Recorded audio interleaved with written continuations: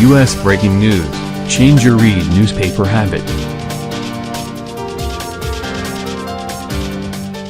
Reuters, survivors of this year's deadly Florida high school shooting are kicking off a 75-stop bus tour this month intended to register people to vote with the aim of building electoral support for reforms to U.S. gun laws.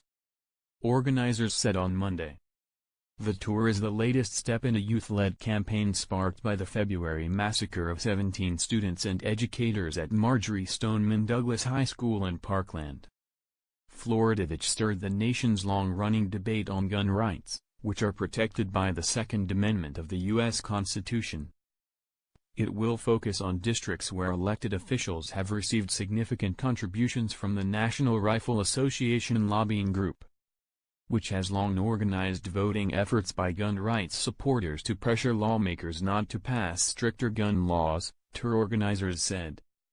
We can march, we can bring our politicians into a new light and make sure they are being held accountable, but at the end of the day, real change is brought from voting, said Cameron Caskey, a survivor of the Parkland shooting, during a news conference in Parkland.